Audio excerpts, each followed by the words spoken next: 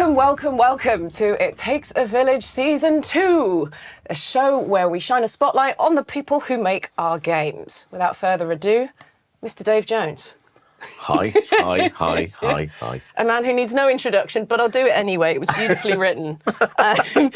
Dave started his gaming career at the end of 2018, landing the role of Simon Forman, the lead in the critically acclaimed narrative adventure and Elizabethan doctor comedy, Astrologaster. That's based on a true story. After nothing much else was happening, that's your words, not mine, Dave. Was a weekend away from throwing in the acting towel, also true, when the audition for Planet Zoo came in and turned things around in a complete 180.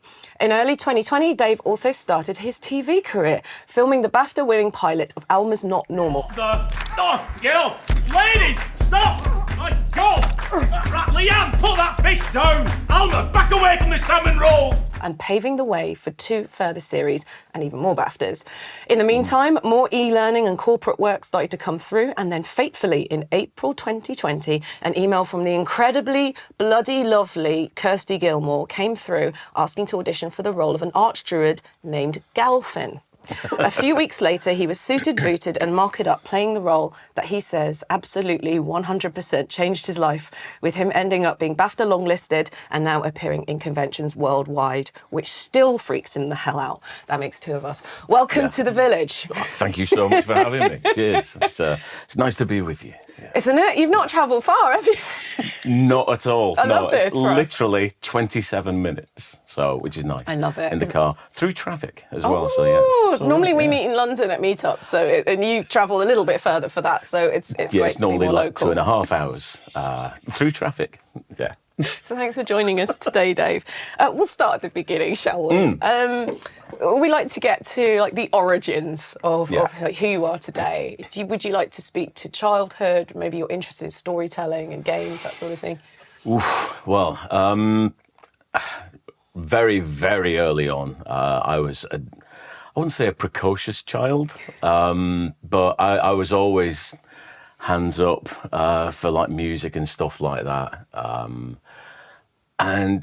So when I was 5, I'd be doing solos at school for the first verse of Away in a Manger. Love it. Generally, it's like. Everyone at the back go, oh. Oh, but that's good. Yeah. The audience were on your side. Oh, absolutely, yeah. Those parents can be vicious. Yeah. And then it from choirs to musical instruments. My granddad was an avid lover of music. He was a church organist for the local Methodist church. And he really instilled this massive love of music into me. And so that was across the board in my childhood and my teens. And basically that faded away, unfortunately. But I was playing the recorder. I played the saxophone in my teens, which was really odd because in a weird coincidence, I had a toy saxophone when I was 4 or 5 because of the Muppets and Zoot the Muppet. Yeah, I had a saxophone. I loved that.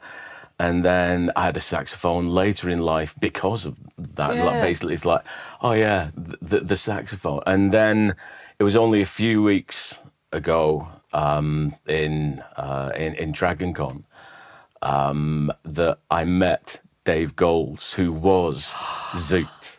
No way. And it's oh, wow. It's so cool. So cool. And so, I had this this deep love of music then. I still love music now, but don't play musical instruments hardly at all. But I was I loved drama in secondary school. That was a completely new thing to me. The stage can be used for something else other than choirs. Oh, that's nice. Yeah. And so I got this small role in Smike. It was a musical based on Nicholas Nickleby. That's a good character role. Oh yeah, Yeah. That's a great. I played the wicked uncle who offloaded the poor Smike off to this workhouse. Yeah. And purely because someone couldn't do an upward inflection on a question.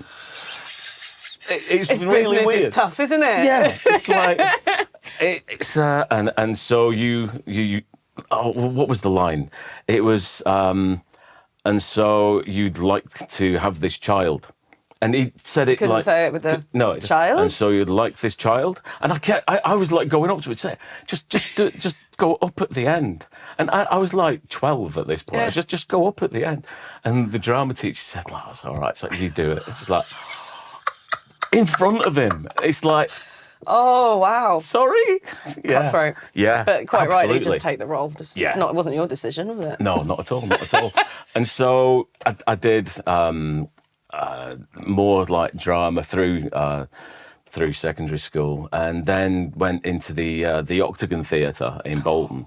I've played there, so I actually know what you're talking about. Nice. Yeah, it's a great space. Yeah. I got a role there when I was 15, like quite a prominent role, and it was Yoiks Oiks. It was basically a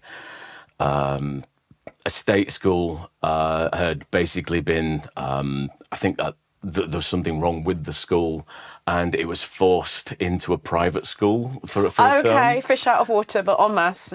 Absolutely. What could go wrong? Yeah, and I played the head boy of one of these like posh see, like I see.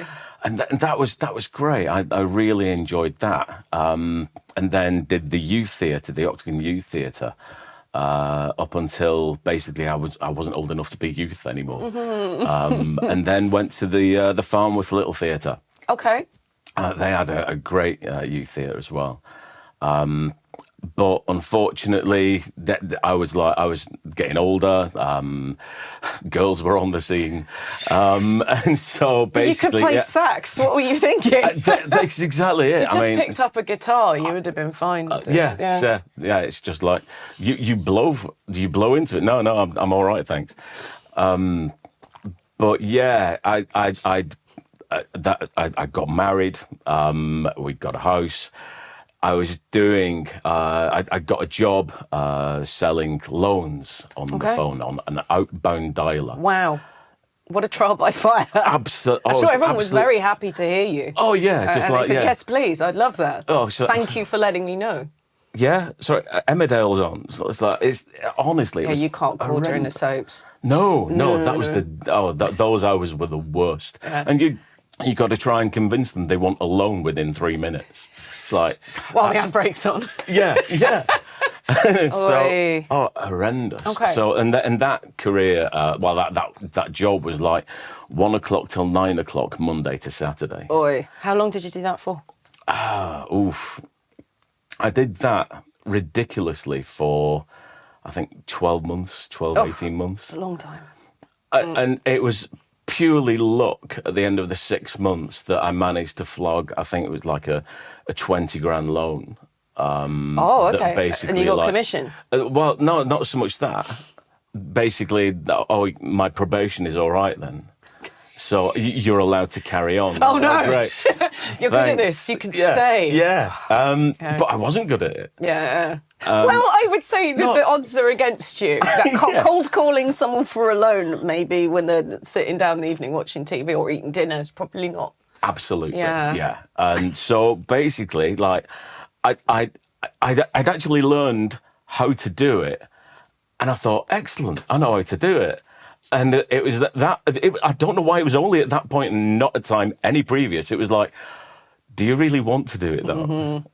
It's like, this is like, and with the insurance as well, the PPI, the predatory nature of it. Yeah. It's like, speed through those bits on the copy. It did not sit well. And so, it's like, I'll probably like go behind the scenes. And so basically and so, the theatre completely dropped off because I couldn't do that at 9 o'clock at night when I get home from work. Yeah. And so it was, I just threw myself into the work and just stagnated and stagnated. Like 2007 came, got a job behind the scenes in Loans Risk. It was an office without any windows. And just at that point, we did a psychometrics test, I think it was. No, it wasn't Myers-Briggs. It was the Myers-Briggs personality test. So Many a person has screened themselves out of a job interview doing those. Oh, nice. Yeah, because it'll go, oh, you're that kind of person. We don't want that. What were you? Do you remember what sort of? Do you remember your? I was numbers? ENTJ. I'm an INTJ. You're INTJ. Right. Well, Introvert, extrovert. That's the only difference between. that's exactly it. And so, but I was heavily extrovert. Yeah.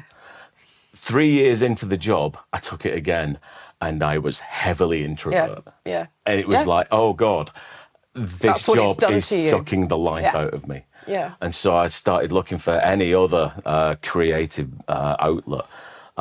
They had the intranet, the local intranet.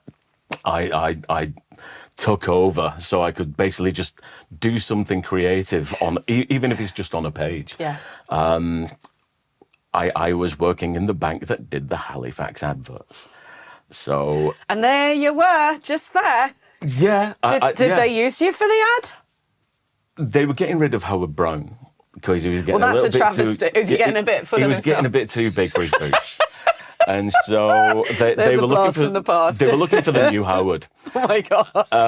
and I did the audition. It was Stevie Wonder that I did the I can't remember which one it was for. Anyway, got down to the final 10 and we were like down into London. We had an amazing choreographer. I'm remembering the ads now. Yeah, of course you. Yeah. Who'd like flown in from Japan that morning. God. Ridiculous. And we had David Grant, the singing teacher from Famous. What? Yeah.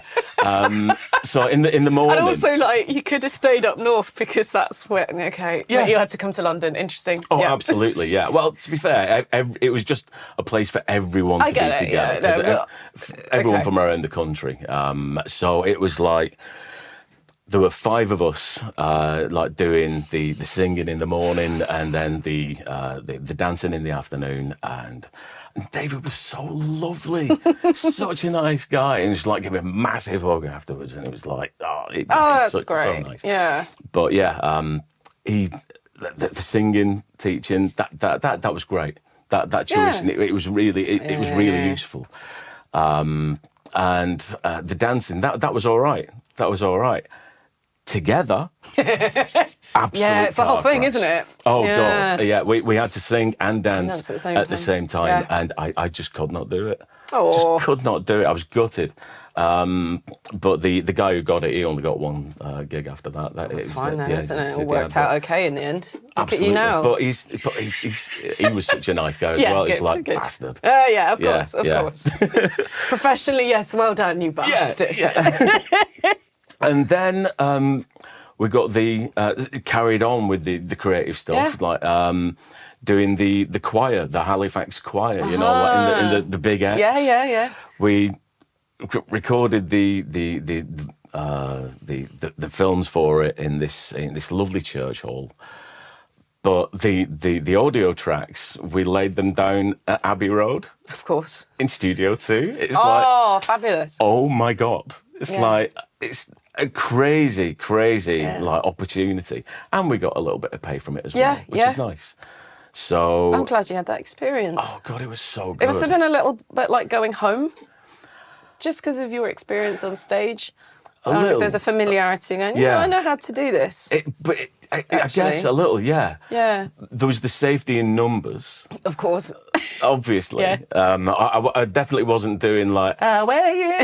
I'm not doing But that you would there. have done if they asked you to. If they'd asked me to, I Excellent. absolutely would have.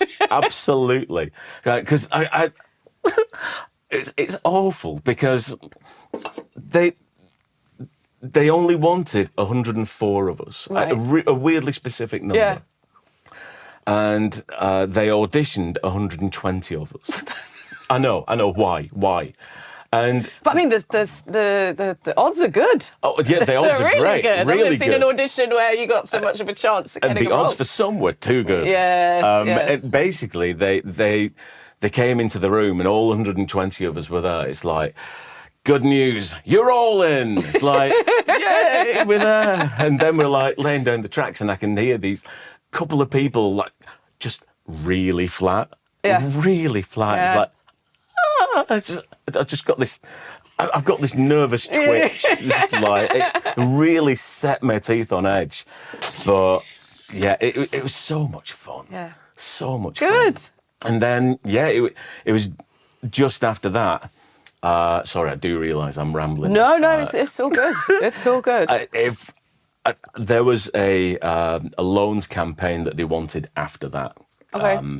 And it was an email marketing campaign. And it was basically the customer clicked on the email, up somebody popped and saying, hi, did you know you can have this or this amount of money or for this? And it has their actual details there. Oh, okay. So it was this new technology Yeah. that they were trying to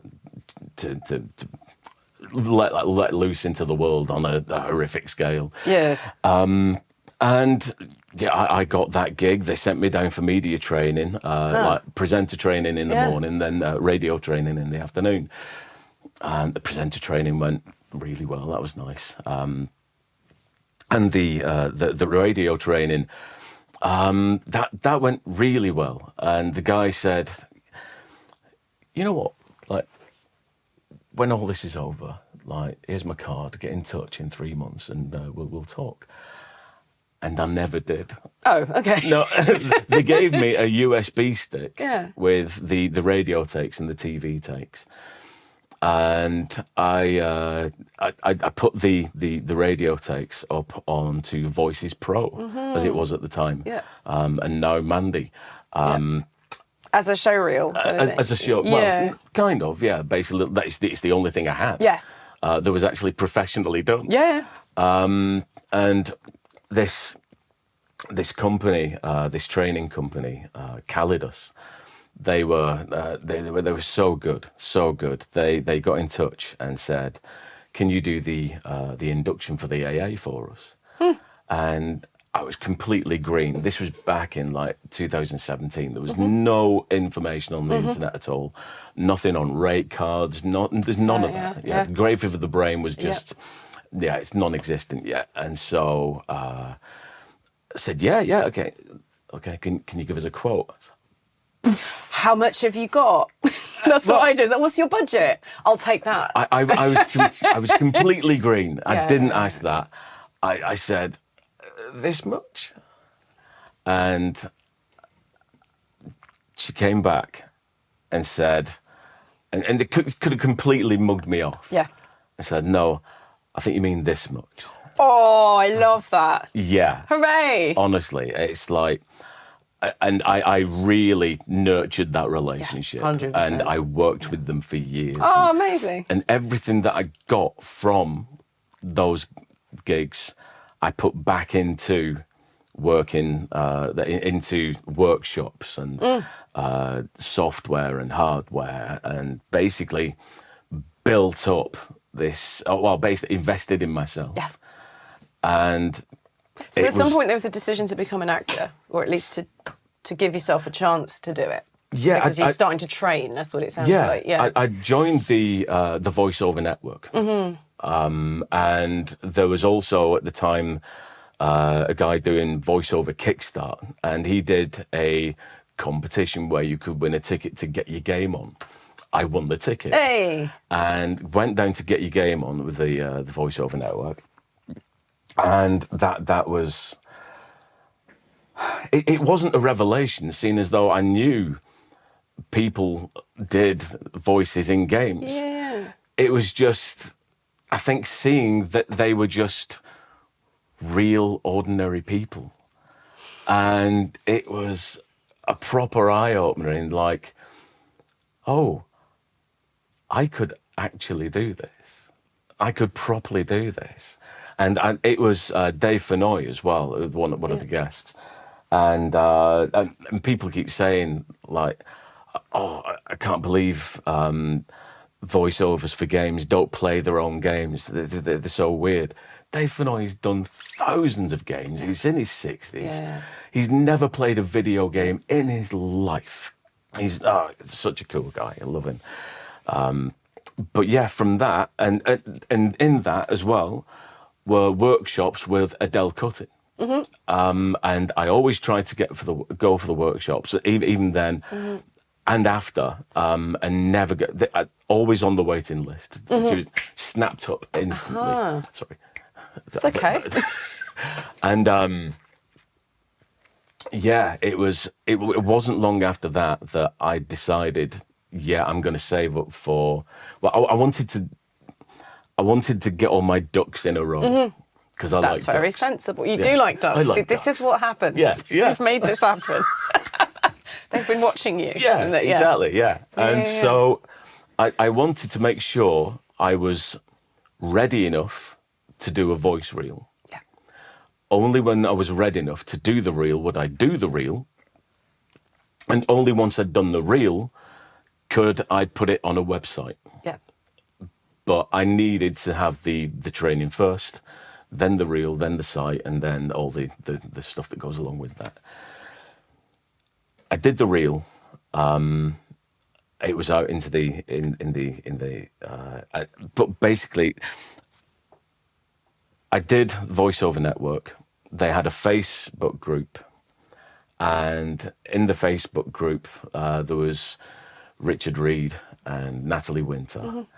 And they'd previously gone to EGX and seen this game by Nyam Nyam Studios and said, you know what this needs is audio. It needs the voices. It's a great game as it is, but ideally it could really like come to life if it had voice. And that was Astrologaster. And so they managed to get more funding from a vertical slice they did. And I know the guy who played Simon Forman, and they didn't carry on with him, unfortunately. Okay. He was still in the game. He was still Right. he still had another role afterwards, which was lovely. Yeah. But yeah, they put the auditions out on the Facebook network, and I auditioned. Basically, Elizabethan doctor comedy. He was a really spindly, wheedly, conniving, Weaselly as well. Yeah, weaselly. And so I probably went full Blackadder. There was a little bit of that in there, the Yeah. nasality, but I love it. It sounds nothing like you. It really sounds like it's wonderful. Yeah. You know, Yeah. it's just for that first big job. Yeah. To be as good as that. Well done, man. Thank you. Yeah. But you prepared, you know, Yeah, you didn't yeah. sort of find your way and go, well, I'll do it for free until, you know, you didn't Oh, do God, all of that no. rubbish. No. You went in and said, I'll be good at this before I Yeah. put myself out there. Absolutely. Yeah. And it shows. And I love, if people haven't played it, it's full of Elizabethan madrigals Oh God, it's at so the end good. of each chapter. So the idea is that as someone comes in for a diagnosis, you will give it to them Yes. in many different ways. There's some star reading, there's maybe tea leaves, I think, there's all sorts. Isn't there? Leeches. There's a variety of different And at the end of the ways. chapter, they will sing with the Yeah. a cappella. With no, you know, it's so spot on. Honestly, it's so well Shakespeare done. made a video game. Yeah, That's what it absolutely. would- It's so funny. And Yeah. the artwork is wonderful as well. That sort of cut-out style. Yeah, I just the remember pop-up. playing it. And it taking me a while to realise you're the guy that's playing it, because it was so very different Yeah. to what you were. He was, sort of quacky, upper class twit, which you're not. Take it as a compliment. No, thank you. Yeah, no, seriously, yeah. 'Cause, yes, he does have a rather... yes, he's not very well in touch with his faculties. No. No, but he's very, very confident. Very confident. Oh, extremely confident. Yes. And extremely confident with the ladies. Oh Well, my yes, God. and that's true as well, isn't it? Like, he Yeah. had a bit of a reputation, and He there were some really did. complaints about the man. Nothing Yeah. changes. does it? Nothing changes. Nothing So, changes. at what point were you playing games? Is that something you grew up with, or is that something that because at this point you're showing an interest in games and going for it, as opposed to them landing on and going, no, I'll try out for it. Yeah, well, You're basically, pursuing it. like I said, the games. I'd always known that there were voices in games, but I was playing games before there were voices in games. I was on the ZX80 when I was 7. My dad, when I was 9, brought home a Spectrum, a 48K. I played that for years. Then got the Amiga, and then I've been playing games nearly all my life. Love it. Yeah. So yeah, it took me a while to make the connection that sometimes there's actors in these games, because I was playing before there were voices, but even then there weren't femme voices. So I'm still not seeing it yet. And yeah. So what was the sorry to turn the table? Yeah, sure. What was the first game that you played that you realised? What, that I could probably go Yeah, for it? Yeah, so I was doing Big Finish at this point. I've graduated. I've been doing tough chicks in space. That's what I was doing, many different ways, and.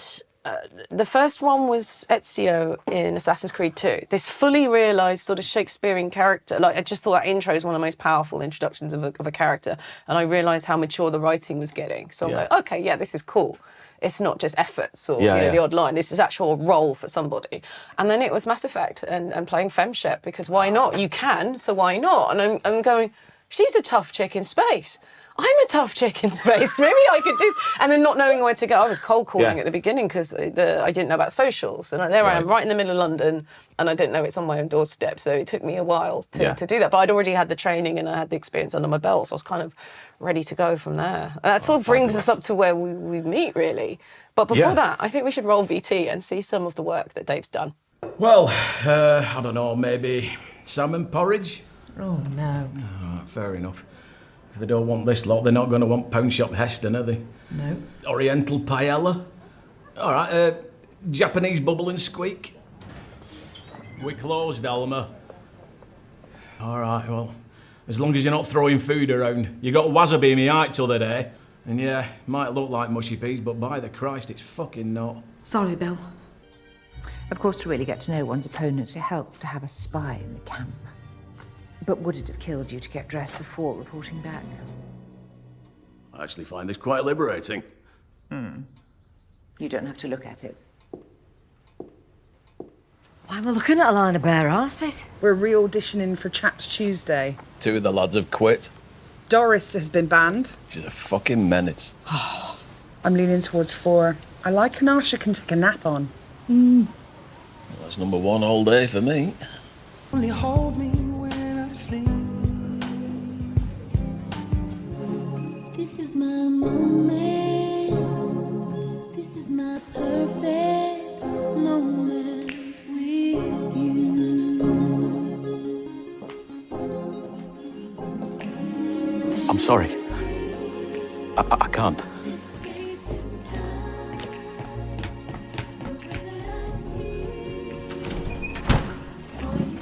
I've also got my mum, a solicitor. He's a small and unusual man, and definitely an oversharer, but he's pro bono. So he likes you too, then? Like Bono from U2. Like if he's like pro bono, he likes but fuck's sake. No one enjoyed that, Bill. Get back to the aubergine quiche. But I mean, like, it's such a good variety of role. The next thing I suppose was Planet Zoo. Yeah. And how many voices did you do in that? Just the one. Oh, okay. Just the one. Yeah, it was Okay. just the one character. Yeah. It Oh, was, looking at the reel, because I can't. You're so good. I can't tell which one is you. No. Basically, it's just Dominic Myers. So, after you did such sterling work with that last zoo, I've got a reward for you. A trip to India. It was just this really horrid guy who... That snotty one. Yeah. I know. Basically, honestly, I'd worked in London with the bank, and I actually based him on one of the people there. He was... Love it. Because he was proper out of his place. He was a proper Cockney wide boy. Okay. In basically, but like quite high up and like quite. It happens. Yeah, honestly, he failed upwards. It was really clever. Peter Principle. That's what that is. That's what that's called. Yes. And so, yeah, but it was not. I'm not saying because of Astrologaster, but when I said I was like unable to like get on these workshops with Adele Cutting, and I was absolutely gutted all the time. When I'd spoken with Jennifer and Catherine about Astrologaster, basically They're the developers, aren't they? Yeah, developer and writer. Yeah. They basically had a final interview with me, and said, "Yeah, we'd love to offer you the role." I'm just giddy, like kicking my legs. Yeah. And then the very next email was, "We've decided upon like speaking with Richard and Natalie that we're definitely going to get an audio director in, and it's Adele Cutting." And Oh, it's like, perfect. oh my days. That's how we do it. Absolutely. Yeah. love It was that. like, oh God, Oh. and she's incredible. She's Yeah. so good, so good. And then she knew of what I was capable of. And reached out to ask me to audition for Planet Zoo. And it was like I say, and I'm not kidding, it was only the weekend before that came in that I was just gonna just call it a day. Is that because you just met me recently at that point? Had we met at that point? Before you... Ooh, had we? I think I played Astrologaster Yes, we at had. Adventure X. Yeah. But we were in the same year, right? Yeah. So 2018? it was 2018. Yeah. Because we saw each other at Adventure X. Had a great evening with Andrew Walsh, phenomenal writer. Yeah. And we'd like chatted the evening away, and you basically smashed all my dreams. I thought. Thank you. My job work here is done. Yeah, there's just no way forward. We're going to be up for the same roles. There's no point competing with Sam. Absolutely. But I remember distinctly at Develop, you just come in and go, I've been looking for you. Like you wanted to hang out, and I thought, what a cool guy. We should work together on 6 some months games later. sometime, shouldn't we? Yeah. And then we did, and we didn't know that. No, we Till didn't. it came out. Yeah. And that was the excavation of Hobbs Barrow. Yeah. And that was lovely. It was so good. Which has a similar origin story, by the way. So Cloak and Dagger were showing the game without any voice. And apparently really? Dave Gilbert went, you know what will really pop? Nice. Is it for you? So he gave them the idea to have a fully acted script and game, and And I think that's one of the things for that especially indies don't realise. Voices aren't expensive. No, we're really not. We're really not. We're really not. We could charge a lot more, but we don't.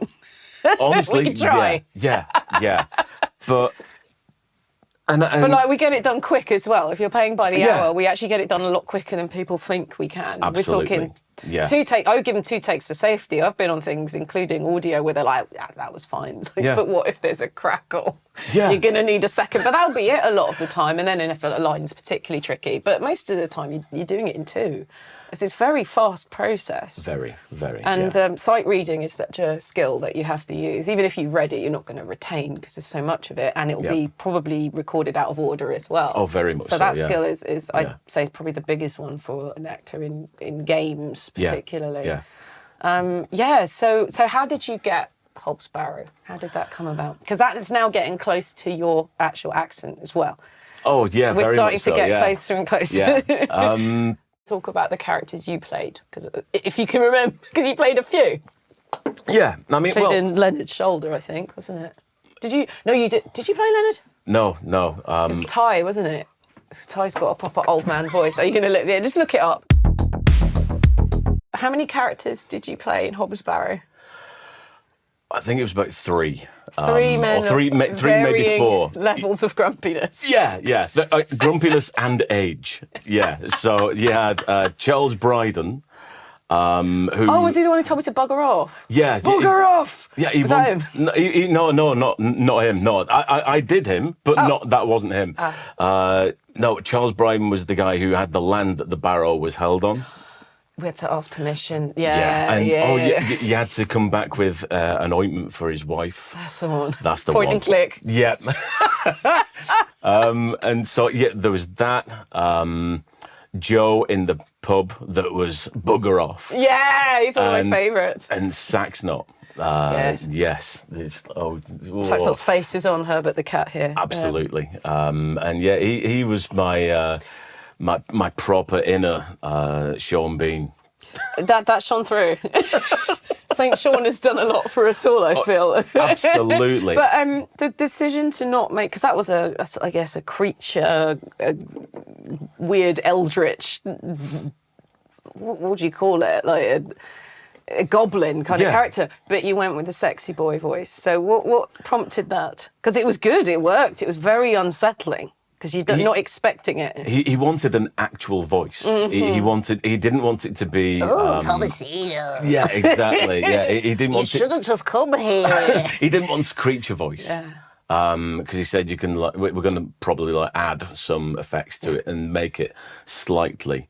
But I think it was the brooding nature of him that he needed to be low down and slightly menacing.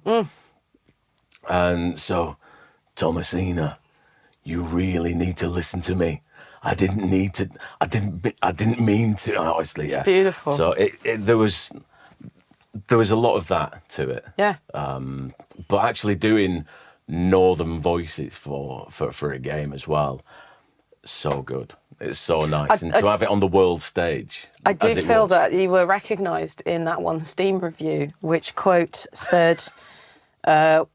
Why does the goblin have to have the sexiest voice I've ever heard in my life? Which I then sent to you and you printed on a T-shirt. Yes, I did. And this is why we're friends. It was true. As I said, I tell you what, Game of Thrones and Sean Bean has just opened that up because years ago no one wanted to hear that. Game of Thrones did so much for northern voices in the entire world. Yeah. That the American TV industry wouldn't.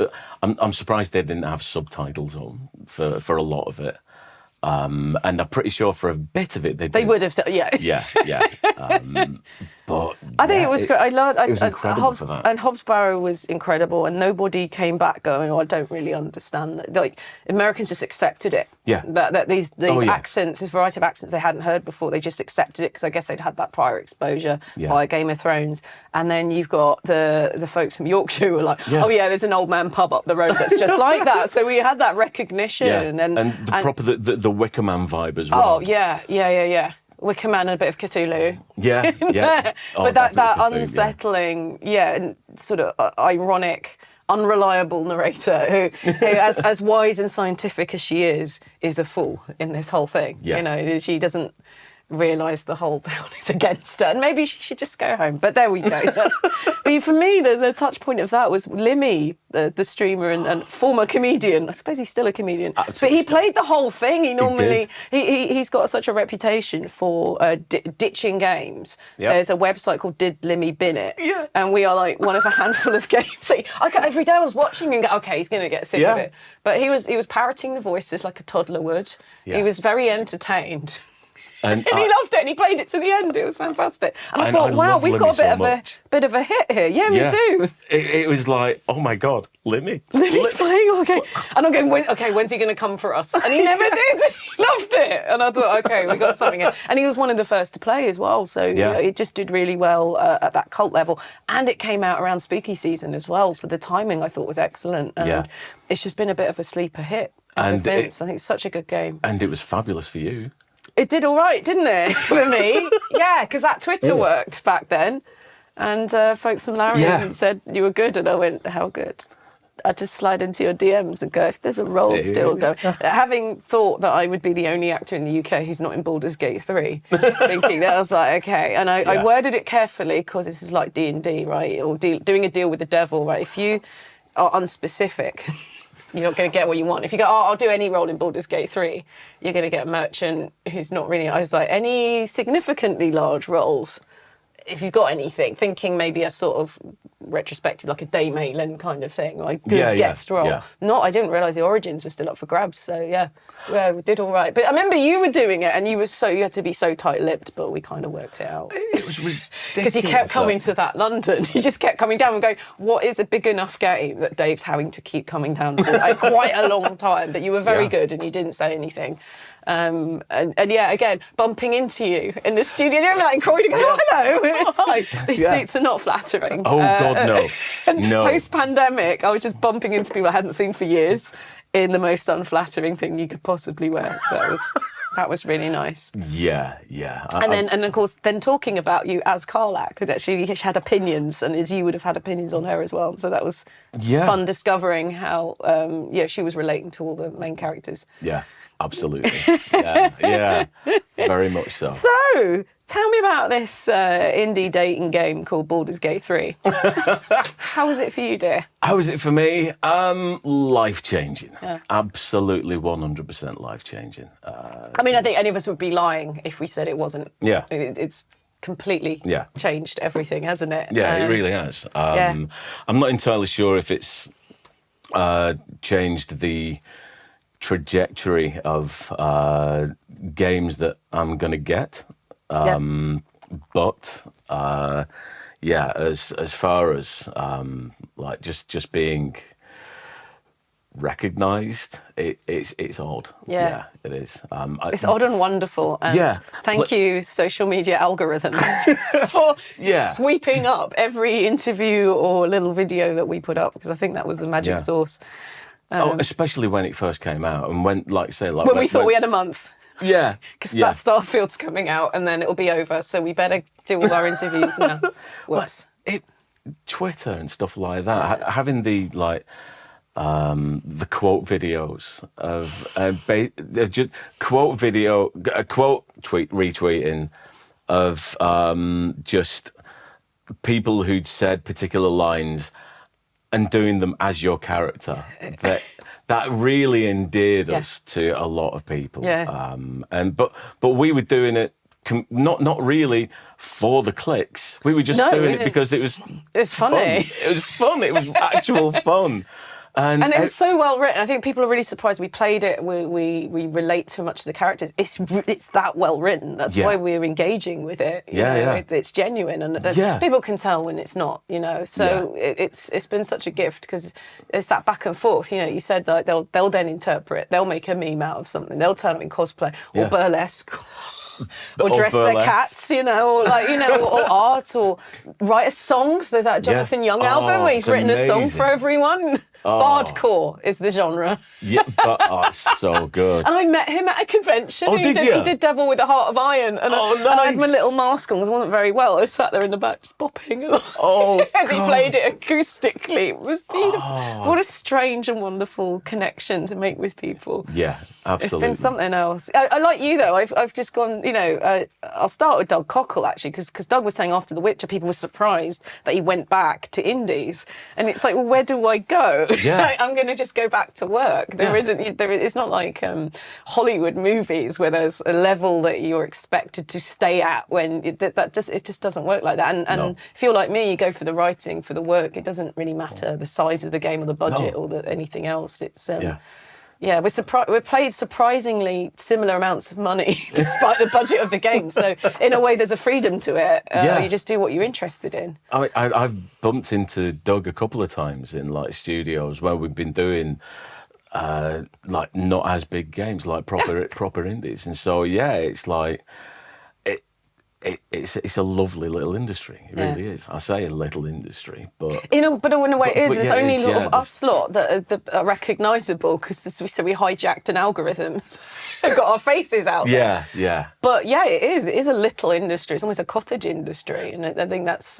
Although now, not just the actors, there's now a taste for narrative. I've done all sorts of genre of game, like real-time strategy, that normally you don't do full facial capture for, but here we are. So it's great for for us, because we're being asked to do a bit more acting. Yeah. People like it. It's not. I think there was a bit of resistance early on because I guess certainly for a big cast it's expensive, but you've got to get the writers and everyone as well and implement it, translate it. So there's consequences. But it was always like, oh, it's a cherry on top of the cake. Yeah. But now people are going, no, I want to play for the story. Yeah, absolutely. Yeah, and again, like going back a little to the indies not really realising that they can not just afford actors, but they can get really quite big names if they just ask. Yeah. I remember Mike Bithell. He got Ian McShane. Yeah. And just because he asked. Yeah. It's like, oh my God. Yeah, they just say no if they're not interested. That's it. That's where the interaction ends. There's no consequences. Andy Serkis for volume. So it's an odd industry sometimes. Well, it's not leading with the actors. I guess the directors. That's what films do normally, don't they? So it's more of a tech approach where it'll be the creative director or CEO will be the public face. But I said there's more. People love behind the scenes while we're making this sort of thing as well. And there's a taste for it, and I just think it's a wonderful opportunity to, we're not chasing a TV station to show this or anything. Just put it out on the internet, see what happens, and it can live there for as long as you want. And in archive, I think it's just really important work to do. And we're not as catty as some TV actors. There's a few, but no, it's a different world.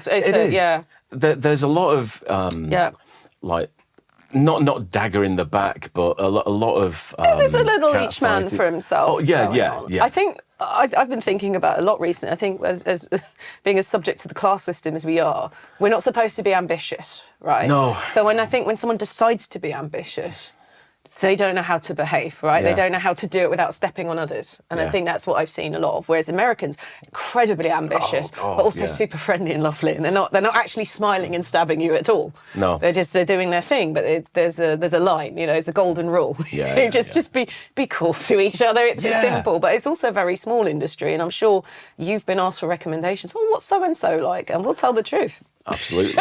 Yeah. If someone isn't a team player, that's going to have to be passed on, Yeah. Because we've all got to work together for perhaps years. And now that marketing is coming into it and people are using us more and more for that, you want to work with people you get on with. And it's not hard not to be a dick. You think so? Yeah. Yeah, for some people it seems to be very difficult, but absolutely, yeah, but arts most are lovely, and that's why I'm so happy. Like if someone said to me, "You will only work in video, you will make money in video games, but you'll never work in another medium," I'd be like, "That's fine," because I get to tell the stories. I don't really care what medium it's in. Yeah. So I'm going to ask you, who's in your village? Who supports you? We're talking about a lot of co-advocacy on this show. I'd say definitely Kirsty Gilmore. She has my back a lot, and I love her to bits. I think she's incredibly professional to work with and so creative. I've never had somebody so easily read me and able to guide me so quickly and efficiently. You do a take or three, comes back with maybe a 6-word note, and that's it. Yeah. And that's the director. And it's just that on a loop for a couple of hours, and it's beautiful. I absolutely agree with you. And if you're watching and you're wondering who that is, she's in the first series of It Takes a Village. We had a long old chat together. She's absolutely fascinating. Yeah. She suggested me for Carl years before I got it. They just ignored her. So I just hang on long enough. But she was batting for me, which must have been years, And she's been such a great advocate and an incredible director and casting director. To have that in one person. Absolutely, yeah. We need to clone her. No, I'll ask her permission first, but we should clone her. Adele Cutting. Again, so incredibly warm, effusive, really generous with her experience and talent. I love Adele to bits. Adrian Townsend. Again, such a lovely guy. and a really fantastic director. And one of the biggest stalwarts for me in having my back early in the industry, Stefan Kornikard. Hey, yeah, Absolutely, great bloke. Yeah, love him to bits.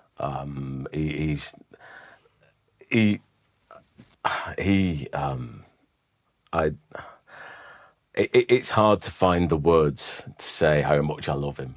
oh, I really do. He's been there right from the start, from before the start, because he was at like Get Your Game On. He was actually at that Get Your Game On evening that I the very first that I'd been to. I was a wallflower.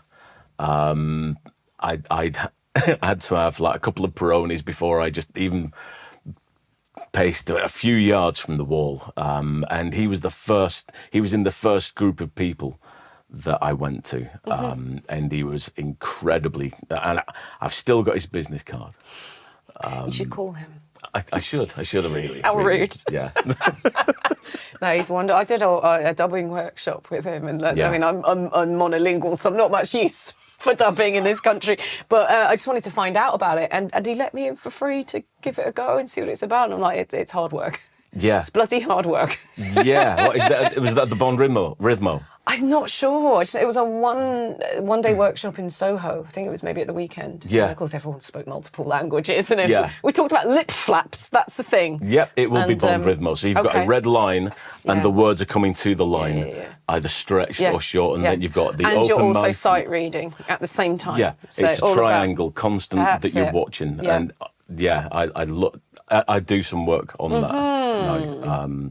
So yeah, he trained me on that as well. Yeah, very cool. As well as like loads of other things. Yeah, that's great, because I always say to people who ask about voice acting particularly that, if you're in the UK, it's a much smaller market than in Yeah. the US or other parts of the world. But in the English-speaking world, it seems to be America has a large share of that pie. So if you could find that work, and there's only a couple of people I know that are doing it, Scott Joseph and Andrew Spooner spring to mind as people who are making money as voice actors as a full-time job in this country. Yeah. That is two people. Yeah, so yeah. I don't tend to say to people, oh yeah, you can make a living out of this. There just isn't enough work. It's not about like, oh, you're not talented enough or anything like that. It's just there isn't the opportunity a lot of the time. Yeah. Just why we've all been in IT before. You, me, Sissy, Absolutely. Jay Britton, we've all been in Yeah. IT before we got in, and I thought that's quite interesting, isn't I'm it? not counting, not going back. I can't. Yeah, when I So, left, yeah. I'm like, oh, I think this BG3 thing's pretty big, and I'm just gonna do that. I think the last one of my... Oh, no, two questions here. And I think we were starting to get onto it anyway. What's a question you wish someone would ask you? Well, I think we talk a lot about... Well, I'm asked a lot about the gaming work. Not so much the TV work as much. I mean, I basically started the TV 3 months before I did Baldur's Gate. And now we're 2 series in with like a couple of BAFTAs. Well, Alma's not normal. That's right, yeah. And that was an incredible ride with a phenomenal cast. Yeah. Where's that shot? In Bolton. Yeah. Oh, wow. Yeah. So you just roll out of bed, Dave. You're living Pretty the dream. much, yeah. It's like if every job could be half an hour away. Right, we'd appreciate that. Absolutely. Your toast of Bolton, essentially. That's what, Yes. And I like this for you. I'm sure Tim Downey will hook you up with a little studio. Nice. Oh, that's fantastic. So yeah, I've been into comedy my whole life, as much as games, because I was very lucky growing up to have a TV in my bedroom, and so Thursday and Friday nights, 9 o'clock, BBC Two, that's when the comedy was. Those were good times. Red Dwarf. Yeah. Bottom, Ab Fab. Yeah. And you had Eurotrash on Channel 4. Oh, nice. Yeah. I shouldn't have been watching at my age. But Absolutely not. It's kind of prepared me for the BG3 fandom, I feel. We'll get onto that on one of the questions. But yeah, it was good. They were good. They commissioned so much comedy. Yeah, absolutely. Little half-hour shows. Yeah. So Yeah. I'd had a massive. engorged myself on. Sorry, no, not engorged. I gorged. Gorged upon- yourself. Yes, that's different. Yeah, absolutely. Christ. Oh dear. So yeah, I ate it all up, all that comedy, Yeah. and so I've got the a little bit of comedy in my bones, and so that the comic timing and stuff. And that comes through in the game performances as well. Yeah. Some of these, even particularly the darker ones in a way, have that comedy in them, and you need that, otherwise it's a little po-faced and hard to play. For people who haven't watched Alma's Not Normal, can you pitch us a short sort of summary of what it's about and who you play in it? Right, yeah. It's based on, it's based on incredibly powerful women. I don't know about that. It sounds like it wouldn't catch on. You'd have thought. Right? You'd have thought.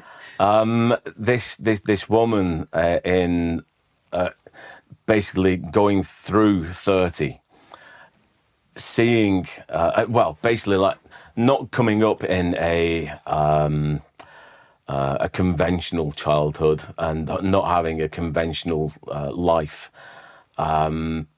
Just trying to make ends meet and basically making a career, and it's what she's having to do to survive, and it's funny as hell. It doesn't sound as though it should be, but my God, Sophie Willan is a national treasure, and it's so well written, and she's so good in it, so good. And who do you play in it? I played Bill, a rather beleaguered cafe owner in the first series, who's again trying to make it big, but he's just held down by these powerful women.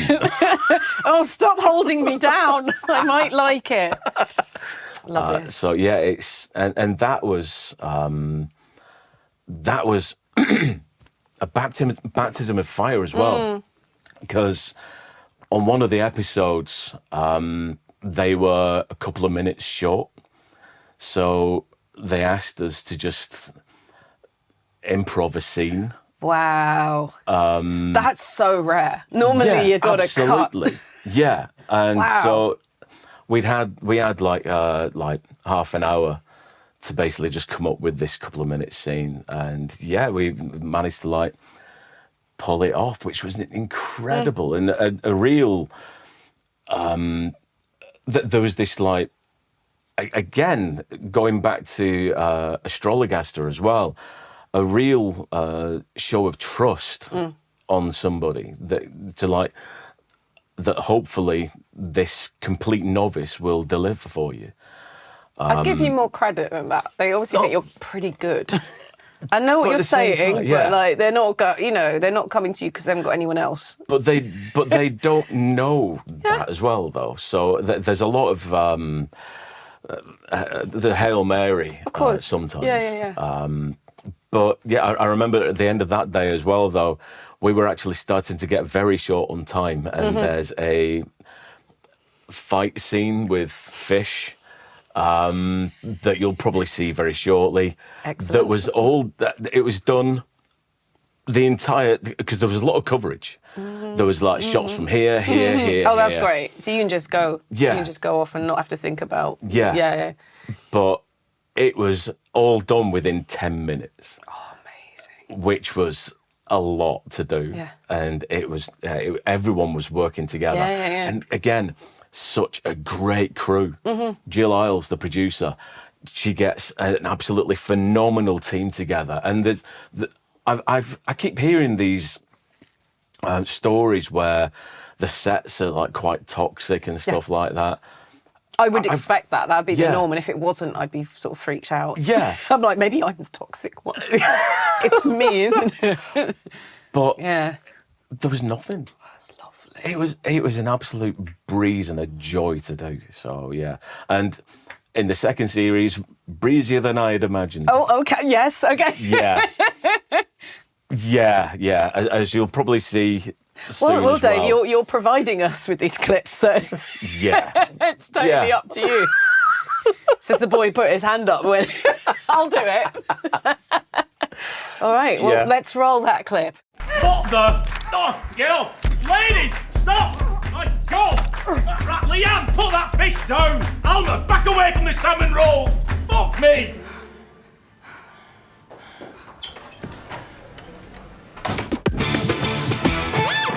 Well, I'm going to come on to my last question, and then we'll move on to audience questions. Sure. We've sort of talked about this a little bit. How can someone in your role better advocate for themselves?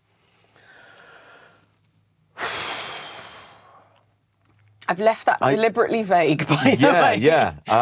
Honestly, I don't think I'm best placed to honestly answer it because I don't think I do it for myself. Okay. What could we do to help you? What do you need from me, Dave? I'll do it. No, I just need to be better disciplined.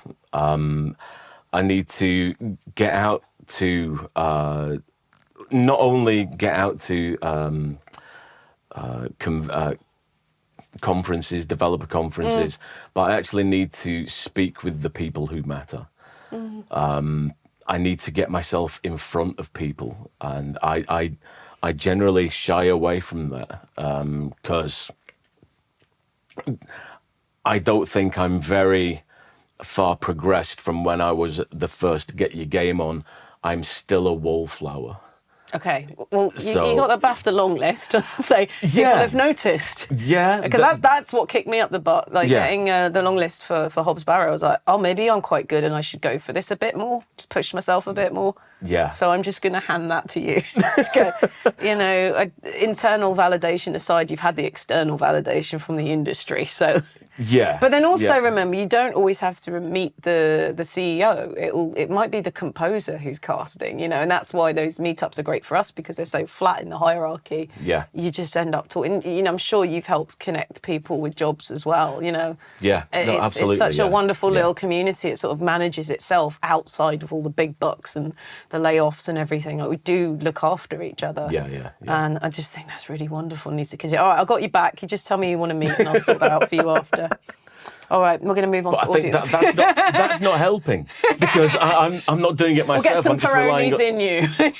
There we go. There we go. I'll just the answer is always alcohol. Yes, just become a very mild alcoholic, and there you go. I'll just breeze through the industry. No, you want to remember that when I was on medication and I couldn't drink for about a year. That was a real revelation because I was like, I remember these conversations and I'm kind of a bit more aware of how I might have come across. Yeah. I might not drink as much at these things because it's business, even though there's free booze. Yeah. Yeah. Oh, yeah, definitely that. There have been a couple of occasions where that's definitely done me dirty. Yeah.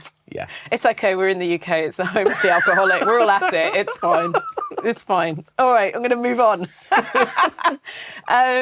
So questions from the audience. Stu Barry 3.14 says, what's your favourite type of game to play? Is that Stu Barry pie?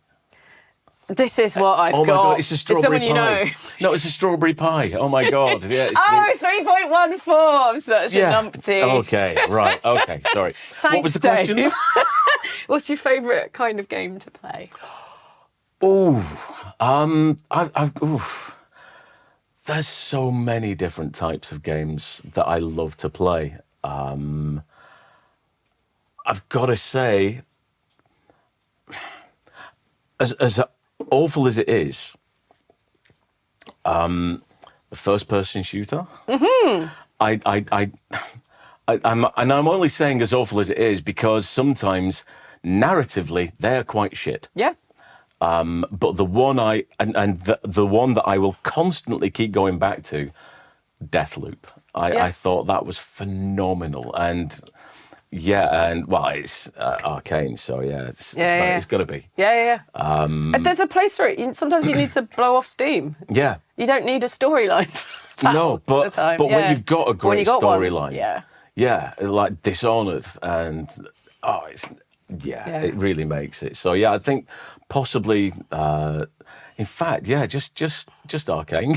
Okay, sweet. Can we have more of those, please? Please. All right, we got a couple of similar questions, so I'm putting them all in one. Miss C Photography says, favourite part of playing Halcyon, and she's put a little heart next to it. Oh, see, that's nice. That I think the favourite part is just him. As trite as that is, it's basically. I think from the note that we got right at the start in the sides, he's kind to the kind and unkind to the unkind, and that is that's him in a nutshell. And I'd like that to be my core as well. So in that respect, that's my favourite part of it. Yeah. I love him. He's such a himbo. That's why Halcyon and Carlac get on so well. Very similar morally. Yeah, I think. definitely. Big, strong. Very different backstories, though. Just a little. They didn't want to repeat themselves. I see, but they're not edgelords. In a world of edgelords, they just have a laugh, don't they? Yeah. And they're doing their own thing, and they're gentle giants most of the time. You know, and you are a giant. I remember them going, "Well, Carlac's the tallest one," and then come back and go, "No, I think Halcyon is." Oh, how dare you! How dare you! He's much taller than you think. Yeah. I remember there was Oak Daddy, I believe we call him. Yeah. In certain forms. I'm not in them.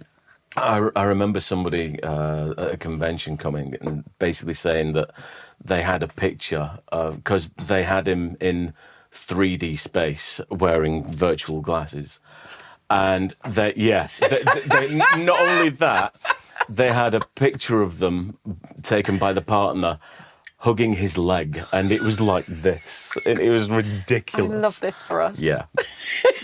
Okay. M Sparkles AF and Kawaiileen says, what's your favourite Halcyon line? Oh, there's quite a few. I think that's an unfair question to ask anyone in Baldur's Gate 3. And yeah, it's with wild. thousands of really well-written lines. Yeah. And it's such a shame that, well,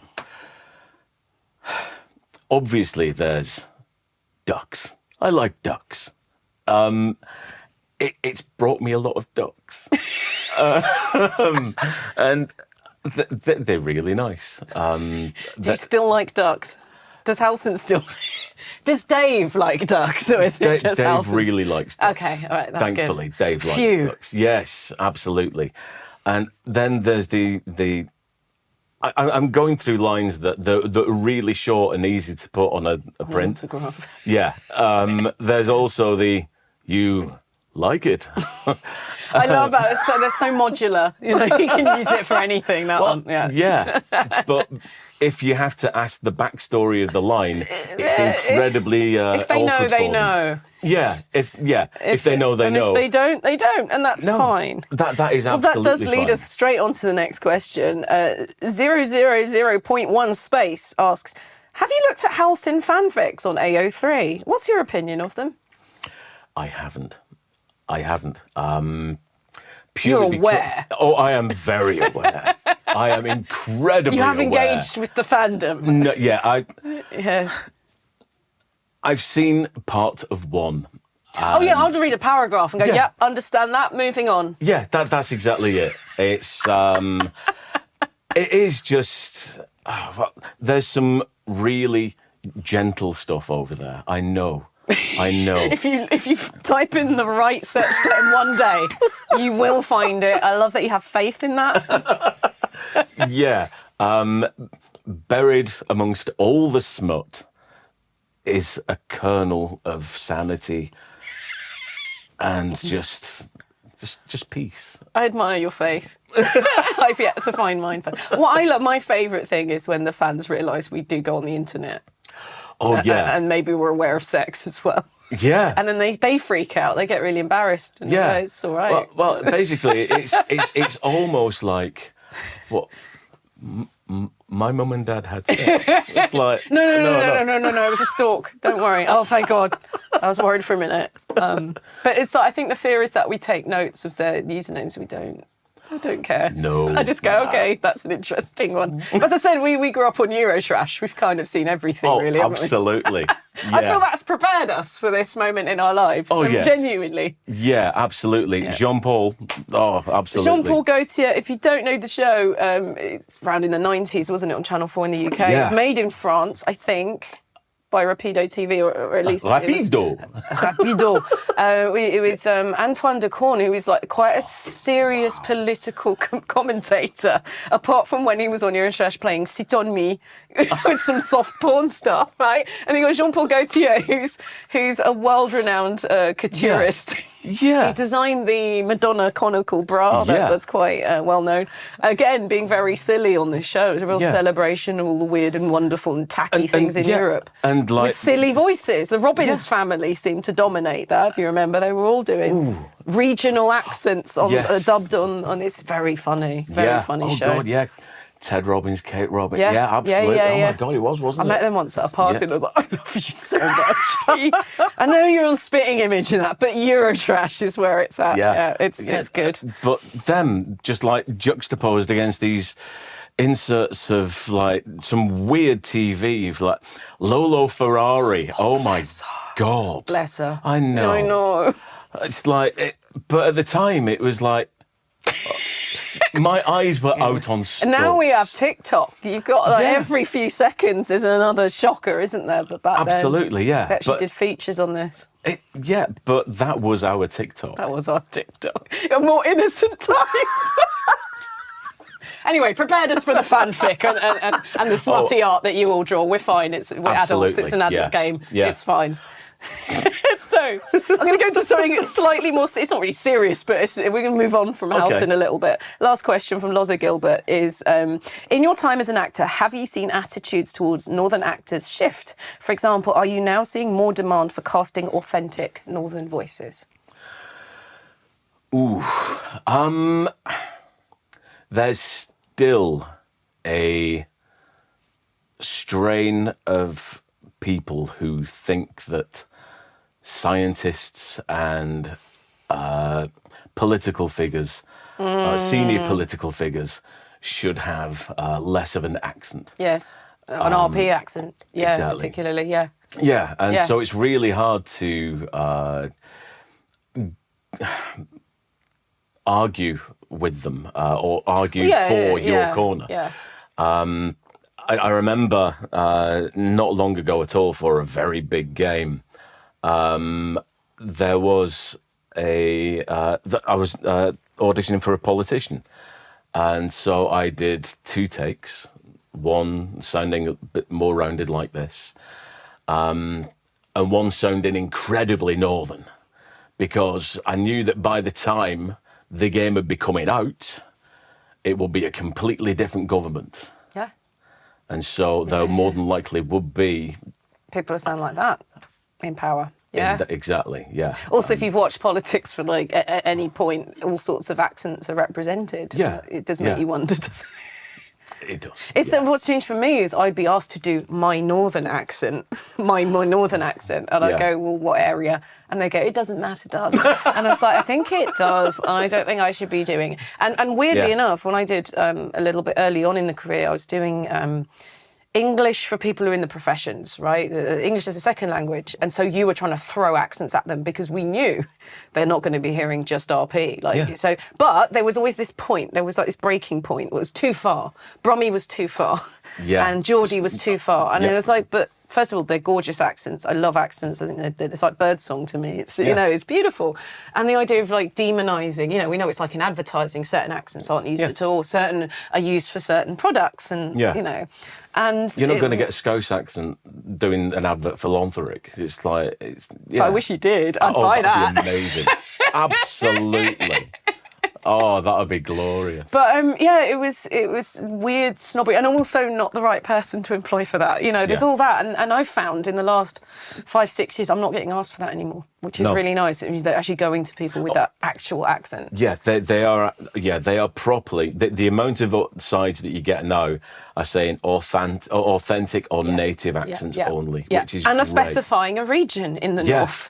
It's not just this lump. Oh yeah, above. There was above what bothered. Yeah, there was a game I did Yeah. last year. I'm not sure it's out yet. I'm pretty sure it's not out yet. But actually, no, there was a different game. It was oh God. No, it's gone. But I was This asked. is what NDAs do to your brain, kids. It really is. Yeah. What can I say? What can't I say? It's not. It's not. Don't do drugs. It's don't do NDA. Don't do NDAs. It's awful. But in fact, I'm gonna Yeah, sneakily go for it. look It's because all right, I've you don't got have to sneak. Company of Heroes 3. Company of Heroes 3. They asked for a 28-year-old guy, which thank you very much. And they I love had how to be forgiving our voices are over time. Yeah. They don't really change. Yeah. And if they're used in war and higher up, Yeah. it's just, yeah. But they asked for either Preston or Bolton. Oh, yeah. wow. That specific. That's very cool. I Yeah. love that. And so I want to know that someone's from the place, rather than... Because you start to hear those... as a Southerner, I'm hearing little holes in that accent and go, OK, Yeah. well, I'm not as immersed now, because you could have just got someone from there, Yeah. And so So did you give both? I did. No, I didn't give both. I just did my. you I just Bolton? did. Yeah, I did Bolton. Yeah, and got it. So Yes. yeah, which is nice. Yeah. Excellent. I was. It was extremely cocky of me, but basically, as I clicked send, I thought, if I don't get that. But that's right, because it is that Yeah. specific, and it Yeah. should be that specific. And there's certain roles that you should just be getting and not fighting for. You know? Yeah. But yeah, I'm so glad that there are, and that's not a local company either that's asking for it. They've searched for and want that Hooray! accent. It's So, happening. It is yeah, happening. Yeah. Well, that's a great way to end this interview on a very some positive- positive note. some right? positivity, yes, I nice. see and hear you in more stuff, and be nice. looking forward to working with you again. Maybe we'll find out once the game's released that we were both Likewise. in it. That'd be lovely. In person would be even better. Would you like to tell people where they can find you on the internet and talk about anything you're allowed to that's coming up? Absolutely, yeah. I'm Dave Jones, actor on most things. And yeah, no, that's pretty much me done. So yeah, that's my socials for good and for worse. And upcoming projects? Upcoming projects. Can't no. Nope. Watch the socials. Yes, absolutely. That's what now Watch my the socials are for. It's like I will announce the things Yeah. on there. They It's are a for lot announcements. easier. Yeah. All right. Well, thank you for joining us. And like I said, welcome to the village. Thank you so It's a much for lovely having me. place. Honestly, it's been a long time coming. It's been so nice. Thank you for your so patience. I'm much. glad we came to you.